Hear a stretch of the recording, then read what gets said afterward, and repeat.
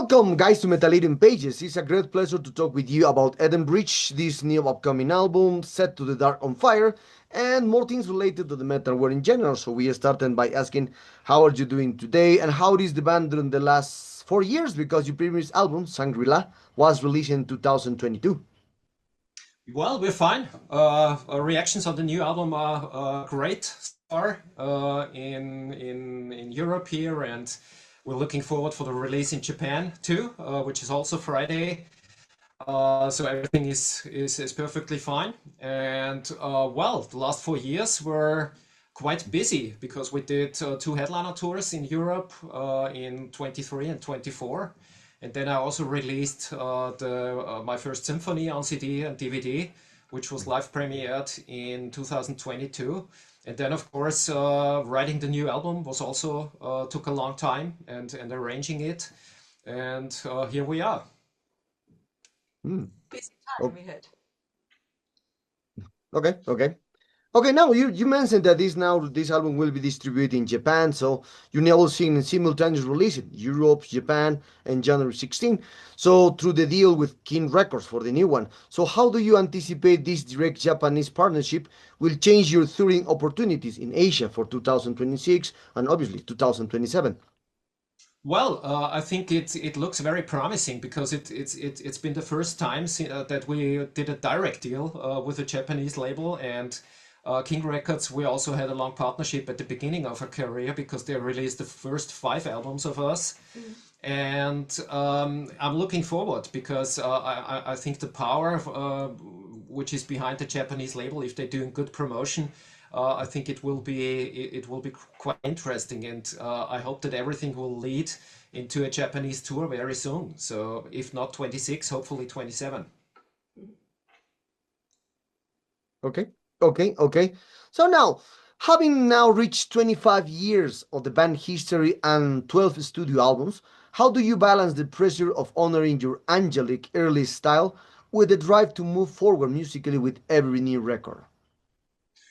Well, I think, yeah, you mentioned it. We had quite an angelic, Mhm. bombastic style at the beginning, and we moved, I think, from album to album, and especially now with the new one, into a much heavier direction. It's the riffs are a lot heavier because I was writing a lot of low-tuned riffs on the seven-string guitars. And I think the symphonic aspect is more detailed used. It's more better integrated into the music than it was in the past, I would say. And I think in the meantime, I think we managed quite well to give all the details room, which is very important in the arrangement process. So and I think it's a natural development. I mean, if we sounded the same nowadays as we did 25 years ago, I think something would be wrong. Yeah, but we still have our trademarks, very melodic style, and this is always important for us. We started more in the heaven, and now we are getting more on earth, but we are still open to this angelic atmosphere, of course, Hmm. in between some of this, yeah, in some songs. Hmm. Okay. Recent fans discussion have focused on your recurring lyrical imaginary, such as the Guardian of the Ark, appearing in multiple songs. So, could you elaborate on the consistent symbolic universe that you are building across different albums? Can you tell the question again? The So, difference, or I haven't could got you you. elaborate on the consistent symbolic universe you are building across the different albums about this situation of the Guardian of the Ark? The symbolic, yeah. Well, what should I say? I didn't understand. Well, the Guardian of the Ark, of course, is a. I have to say before that, of course, our lyrics are very metaphoric. We always had very metaphoric lyrics, so the listener can interpret its own meaning, of course, in the lyrics. And I think the Guardian of the Ark is. I don't know in which songs it was part of. We had it. The Guardian of the Ark. Guardian of the Ark, German? der Wächter des Bogens. It's a kind of metaphoric style for the power of the universe, for the Something you going through. Is the art means you going to another part or to another experience. Maybe I don't know which song did you find this? No, well, yes, and it's more like I saw discussions between fans. I saw that it's Right. a I lot. haven't heard them. Yeah. But it is because on Dynamite we have this arc. It is art style, because you're going through through different meanings, different feelings, and afterwards something is different than before. Maybe the fans mean this, because we always I always have this idea in my mind when we are going to write lyrics. And I think I would have to read the discussions between the fans to really get into the What matter. they mean, what they mean. Yeah. Okay. No, I completely understand everything. So now, the new album title at its title track use fire as a central metaphor of transformation of inner strength. So how did the global collective shadows of the last few years influence the choice to focus on a fire as constructive, healing force rather than a destructive one? Yeah, the whole album, it's about living. We are living in a time where collective shadows are becoming visible, and we embrace this with our new album. Only what comes to light, you can be recognized by everyone and consequently changed. And the fire is something symbolized the transformation, and this one you can see here. It's on the cover, and it's Okay. also the thing, the red line through the album. The element, the fire, means Okay. And this transformation style. Going through a arch or a different room into another room, or on a higher level, then you can see things different. From the higher level, you can see, oh, it's more clear. And when you're too tight or too watching into Too narrow-minded. too narrow-minded, that's always very dark. But if you have the transformation through, then it's easier to looking back. okay. That's the red line through the album, because we don't wanna we're always staying for transformation and not for We're standing not for escalation, but for escalation. transformation. Yeah, Yeah. that's the thing, and that's the lyrics are through the whole album. Okay. Now, you noted that Set the Dark on Fire is your heaviest work yet. So, partially due to the use of the 7-string guitars, who knows, and the tighter bond between the bass and drums. So, was this shift as a conscious reaction to your previous album, Shangri-La, or a natural evolution of your live sound? Well, it's a natural evolution, I would say. As I said before, I was writing a lot of low-tuned riffs on the B string of the 7-string guitar, and therefore we tried to bring out those lower mids in the guitar sound, which makes more a kind of Dream Theater tight mesa boogie rhythm sound, because we're using the boogie as for the rhythms. And together, I think with a more distorted bass, you naturally get a heavier sound, because if the bass is heavy, then also your guitars get heavier. And I think this was the main reason why this album got this touch. But there wasn't any particular plan before to move in this direction. I think it was a completely natural development.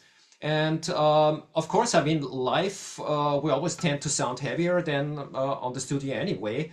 But I don't think that this had any influence on bringing our live sound onto the record, because I always see that a bit different. Because if you plan to play all the songs live, you're limiting yourself too much, because then you can maybe you don't work on certain stuff that cannot reproduced cannot be reproduced live, and therefore it's always a kind of limitation. So first we write the record, enjoy the record, and then we make up our minds which songs we How play it live. works. Yeah. Okay, okay. Well, one of the song of this Bonded by the Light, you explicitly channel a James Bond theme, aura. So having covered your for your eyes only decades ago, what drew you back to this specific 007 cinematic sophistication for this original track? Well, I had this track a couple of years in the drawer because I was simply I thought it didn't fit on Shangri-La, and also on the record before. I'm not sure when I wrote it, but it's for sure a couple of years ago. And this time I took it out and finished the song. And of course, it reminds you a bit of the James Bond themes because of the chords. Of course, yeah, it has this 9 chord in it, and the flat 6 chord, not the flat 6, the major 6 chord, which are always 2 chords that remind you a bit of the James Bond title tracks. And of course, if you play around a little bit with those chords, then it gets the feeling. And I was always a big James Bond fan, and I adore most of the title tracks, and therefore I think it was some good kind of tribute to 007 007. Yeah, it's and therefore I also tried to bring in this little kind of Easter egg that the Bond is in the title, Bonded by the Light. Hmm. Okay, okay. So, mhm. Meaning. Okay, okay. So also in this album you incorporate a hammered dulcimer, mandolin, and bouzouki into the where the wild things are. So why was it an important to use this real instrument for this track instead of the high high quality samples you typically use for orchestral sections? Well, real instruments are always real. Samples are sampled. That's the big difference. And the real instruments have a very rich spectrum of overtones. And I think this is the main reason. And if you have the real instruments at hand, it's always good to use them, of course. And we have a bunch of instruments at home, which I collected over the years, be it from home or be it on journeys where we were, and I took an instrument at home, and therefore in this special kind of area in this song, it's great to use them. Yeah, like you mentioned the hammer dulcimer and the mandolin, and we used a lot of Middle Eastern instruments in Divine Dawn Reveal and Lighthouse. We have the monochord, we have the swamandal, and instruments like that. And Which it's also a homage to other countries if you use the other atmosphere style and to make a combination between different styles. And it's also come to our band name Edenbridge, what means bringing things together that you at the first hand you think it doesn't fit together. And it's also a good possibility to bring atmospheres together from different countries. Absolutely. Okay, okay. Nice, nice. Nice. Well, in one of the last we were talking about more the last song because there's a 13-minute song for 4-part closing track, the spark of the Everflame. So it's a massive undertaking. So how do you approach the complex modulations and recording motifs in such a long form piece to ensure it feels like a unified journey for the listener?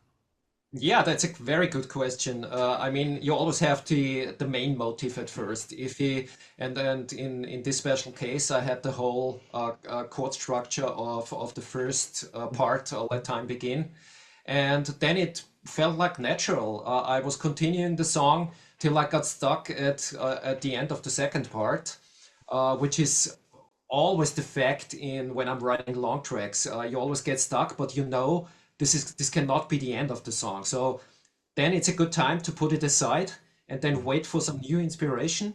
And the same thing, at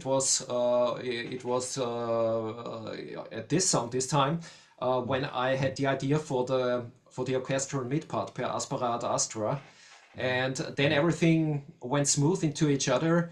And the fourth part is then, of course, coming back to the main motifs, doing some modulations, doing describing the themes in different ways, and ending up in the big finale. So this was always the long tracks are always fun to do, and I love them. Mhm. Okay, okay. So, and also in this album, you have worked with Carl Grum for over 15 years. So, how has your cabaret shorthand evolved for 2026 releases, and what specific important adjustments did he help you to make the guitar and drum mix this time? Well, actually, we've been working together for over 20 years now, Mm. which is a great collaboration. It's, I think, since the sixth album he was on board, so we did 7 albums together now. Carl is always the missing link to what I have in mind, because he has the ability to bring what we have in mind to life with the mixing and mastering process. And working with him is always a dream because there are no egos involved. We're always throwing ideas to each other and discussing about this and that, and this makes every mix better because we can always start with what we had in the past and move forward from that on. And this time, my idea was to work on a heavier drum and guitar sound, of course. And Carl brought this perfectly to life, and I couldn't imagine, to be honest, to work with somebody else because we're musical brothers in a certain kind of way. Mm, We okay, both okay, love. Uh, And of course, we love we are Threshold, the we are band. Yeah. we're big fans okay. from Threshold.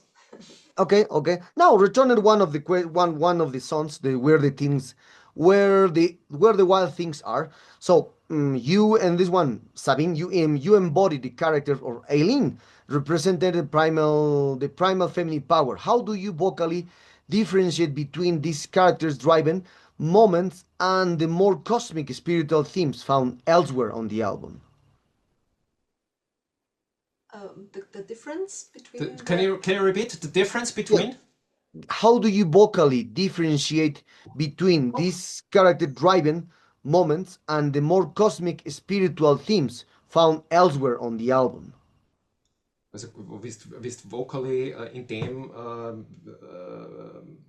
ich hab's jetzt auch schon wieder nicht mehr, wisst jetzt in dem, wie der sich Song jetzt irgendwie abhebt zu den anderen, weil die more, ja, Cosmic sind, anscheinend. I don't think if there is a different. I think the most important thing is that Aline represents the passion and untamed power, and she is a threat to all routine.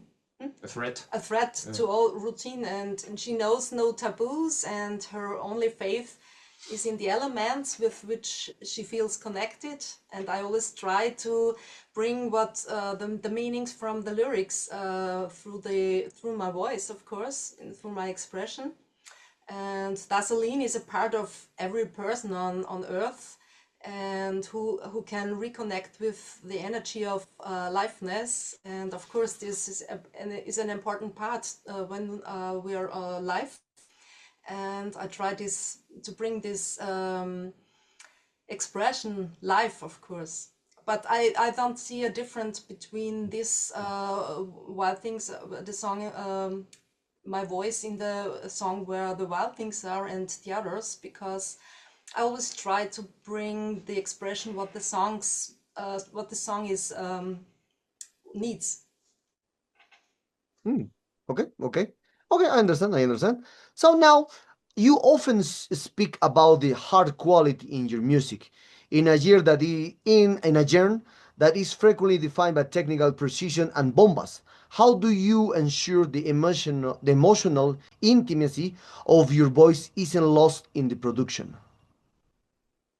Die Intimacy, also die Intimität von deiner Stimme, dass die in der Produktion irgendwie erhalten bleibt. That's the thing that we have a good microphone. This is the most important thing, of course.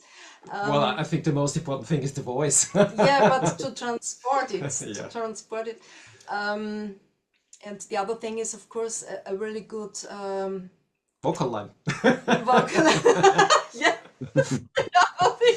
Well, vocal line is what matters, of course, because Yeah. this is what is But I thought different. what people have in mind when they listen to the song. They don't listen to of course they listen to a particular guitar riff, but what sticks in their mind is the vocal line and the chorus, of course. Yeah. Maybe I didn't understand the question. For me, it's normally to try to bring out my expression and not to sound like somebody else. That's the really main thing from when it comes to the voice. And on the other hand, this album needed me in the night. I really was recording in the night because it didn't work on the day. I really would like it have it on the day, but just in the evening I went warm for recordings. And yes, on the other hand, the mix is very important, of course, when you have so many different influences and sounds and atmospheres that that you have people, they can bring this sound. It's something like a miracle to bring this forward and not to let the voice Drown. yeah. That's very magic. I think it's what I said before. It's a part of the arrangement process. If you like to have the vocals shine, you have to put other things in the back, of course. So so the vocals can shine in a verse or in a chorus and everything else. So everything has to go back, and this is with every instrument. But the voice, of course, is the most important one on the album. Okay. But on the other hand, it's very complex, and that's the different thing, to bring all together on the right time.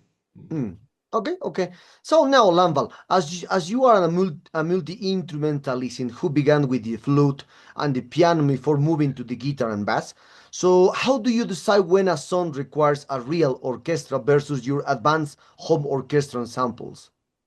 Well, I think you need to know in advance that you have a real orchestra at hand, because then you can, of course, can let it flow into the songs. We had twice a real orchestra at hand. It was with the album My Stream and the album The Bonding, and of course. When I knew I had a real orchestra at hand, of course everything went into the songwriting.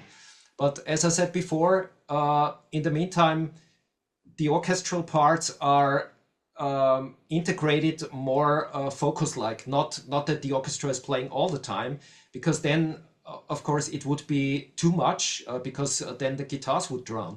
So this is we always come back to the process of arranging, of course. And if I wouldn't,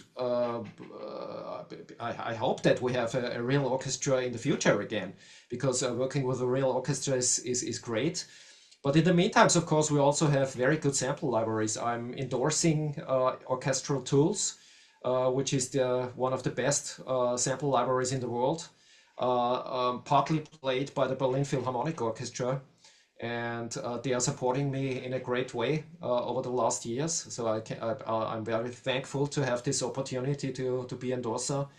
And of course, you also have to know what an orchestra does. This is, I think, elemental to be able to write the score on your own, and then it can really be the kind of music, and every note is like you want it, and you hear it in your mind.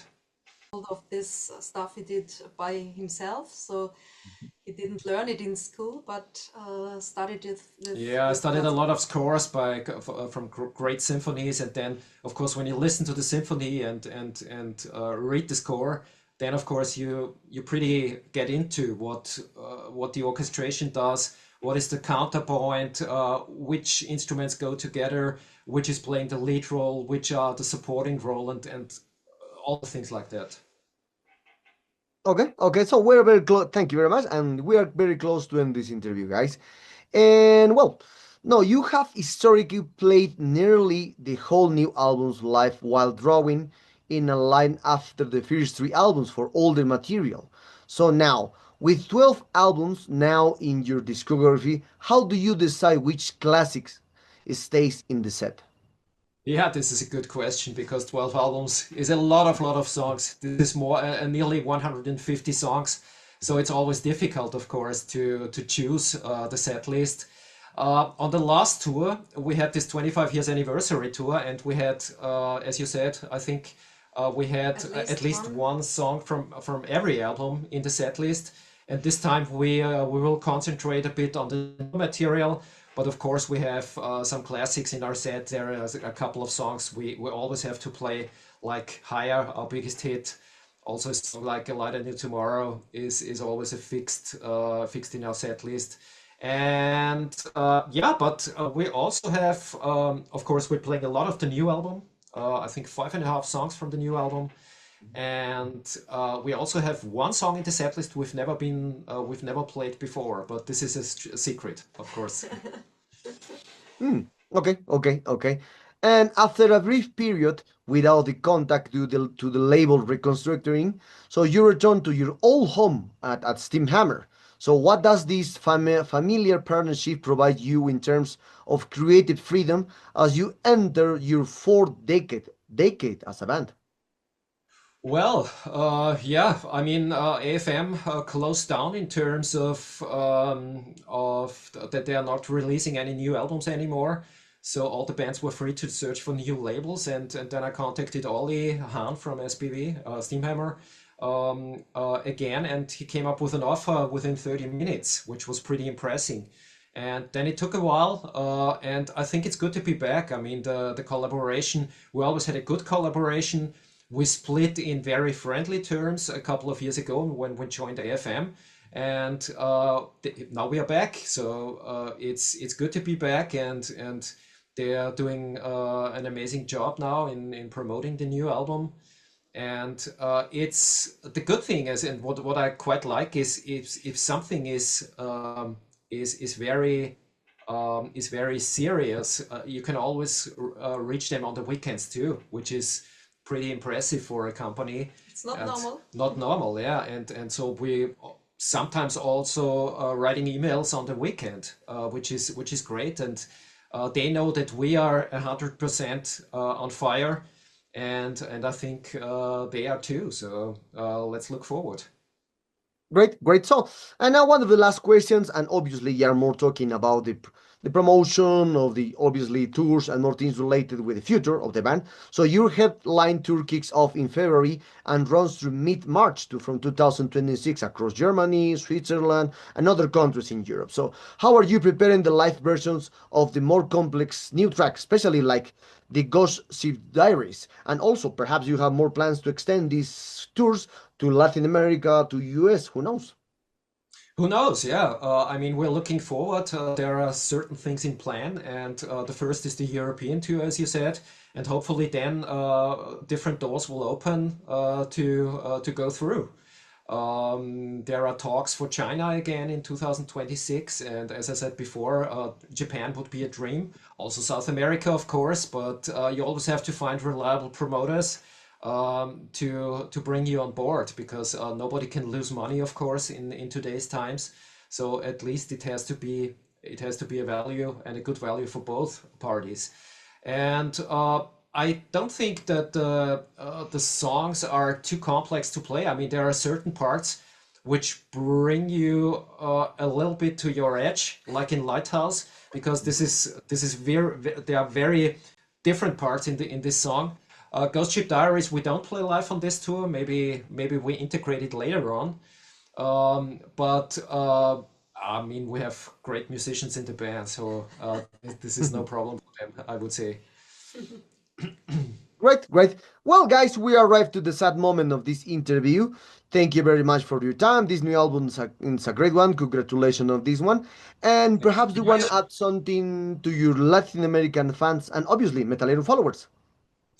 Well, as we said before, we would love to come to South America. I mean, we've been once there because Sabine was invited by Edo Falaschi, the Angra singer, ex-Angra singer, when she performed in Sao Paulo It was a great experience. on the 20 years anniversary of Temple of Shadows.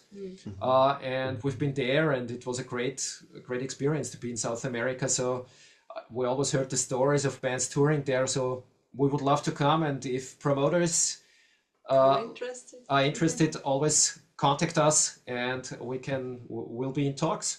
So, and all the fans in South America, risk an ear to the new album, and hope you like it.